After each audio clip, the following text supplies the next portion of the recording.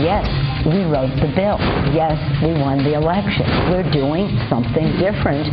Newsweek magazine reports there could be tension between Speaker Pelosi and President Obama. We will have the inside story. Hi, I'm Bill O'Reilly. Thank you for watching us tonight. Turmoil in both political parties. That is the subject of this evening's Talking Points memo and also our first two segments tonight. Newsweek magazine reporting some friction between Speaker Nancy Pelosi and President Obama. The magazine asserts that Pelosi's anti-Republican stance is annoying Mr. Obama, who wants to cultivate some GOP support. Also, Ms. Pelosi is so far left, so far out there, that the White House fears a strong backlash if the economy continues to dive, and that fear is well-founded. As we reported last night, Wall Street has absolutely no confidence in the president's economic vision. The street hates the massive budget and the chaotic bailout process. So, less than 2 months into his term, Barack Obama finds himself under siege from an entity he cannot control, the financial marketplace. There is turmoil in the air. Now, Nancy Pelosi's favorability rating, about 35% and sinking. But the far left is undaunted. They continue to spoil for a fight, criticizing Obama over Iraq and not spending even more taxpayer dollars. The truth is that far left extremists are unleashed and are going for the gold. Their code words are social justice and shared sacrifice. Social justice means empowering the government to seize the assets of affluent Americans and distribute them to the less well-off. Shared sacrifice means punitive taxation on high-wage earners and corporations. That, of course, is socialism. Leading the way is the radical left Service Employees International Union, a huge financial supporter of Obama and a force that represents 2 million workers in the USA and Canada. That union, allied with George Soros and Ms. Pelosi, is pushing for a dramatic change in America, a change that would badly diminish our capitalistic system, which these people feel is unjust. Very quietly, the SEIU is buying a lot of airtime. In times like these, government needs to do even more to take care of people, especially people who need health care. In Washington, they're doing just that, providing health care funds to governors to help people through these tough times. We can't afford these drastic cuts. In times like these, there's got to be a shared sacrifice. Okay. Seeing the danger, the Wall Street Journal editorialized today, quote, "The market has notably plunged since Mr. Obama introduced his budget last week, and that should be no surprise. The document was a declaration of hostility toward capitalists across the economy." So, now we understand what's really happening in Washington. While President Obama may well be trying to fix the economy, he has to if he wants to get reelected, he's also allowing radical elements of the Democratic Party to damage the economic core of America. That's why the economic pain is getting worse.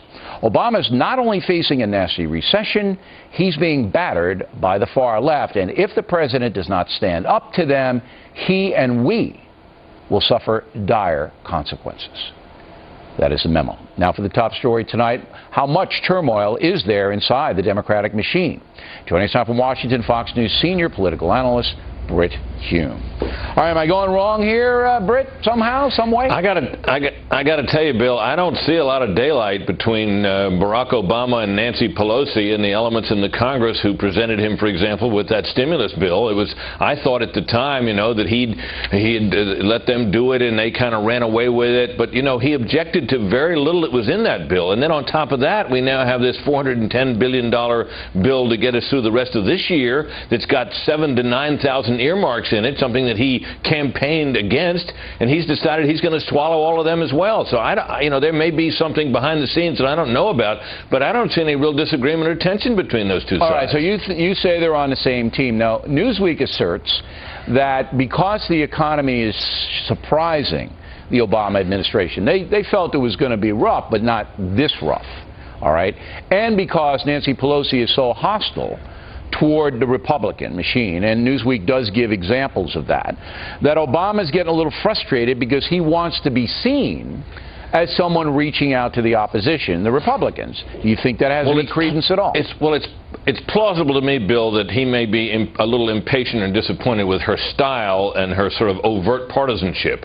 But let's remember what his bipartisanship has been about so far. It has been about being a good guy and having people down at the White House and letting people talk and listening to them courteously, all of which is welcome.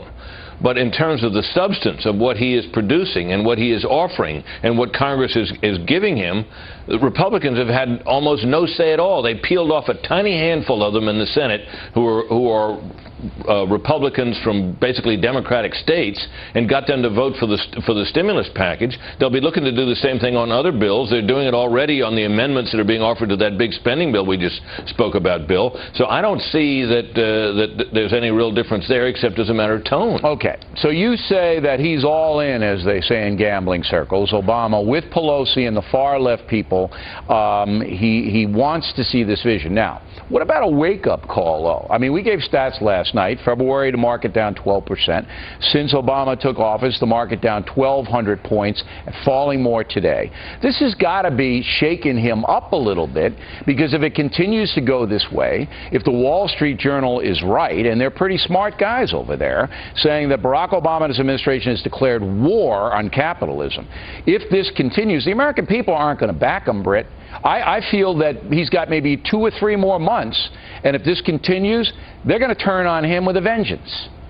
I think there's a distinct possibility of that, Bill, and I think that the principal element in this is not the stimulus bill, although I don't think Wall Street much cared for it, or some of the other things. I think it is well, the budget's a big problem, but I think the bigger issue right now for the markets and the area where assurance and reassurance has been needed and has not been forthcoming at all is in the repair of the banking system, the credit system. Bernanke said it again on Capitol Hill today. If we can fix the credit system, the economy will recover. I asked Alan Greenspan when I happened to see him about 3 or 4 weeks ago about that whole same thing. He said if we can get the credit system worked out, the economy will recover. I think that's probably true because of all that the Fed has injected into the economy and all the cash that has not begun to circulate properly because the credit system is blocked or stalled to some extent. But people don't understand that, Brit. You know, it's macroeconomics. I know, but the people who administer funds on Wall Street do understand that, and the people who make investment decisions understand that. Do you think Barack Obama understands that?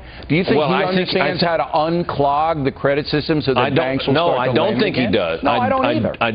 I don't think he does, and I don't think Tim Geithner, his Treasury Secretary, although he has been wrestling with this problem since way back last year when, as the head of the New York Fed, he was working with in the Bush administration to try to resolve this problem. He certainly had a lot of time to think about it, and he has not been able yet to come up with a plan that satisfies Wall Street that this problem is really being tackled in an effective way. And I think that is weighing on markets more than any other single thing. But there's got to be people inside the Democratic Party who are worried right now. There has to be. Because I don't think anybody in the White House or in the Democratic power structure anticipated this kind of a negative reaction from Wall Street. Now, Obama's powerful, but he can't persuade the markets with anything other than performance. And as you assert, and I think it's true, the performance of the Obama financial people has been weak. The street sees it. Obama doesn't seem to know how to solve it. So it looks like everything could fall apart within the first 6 months of his administration.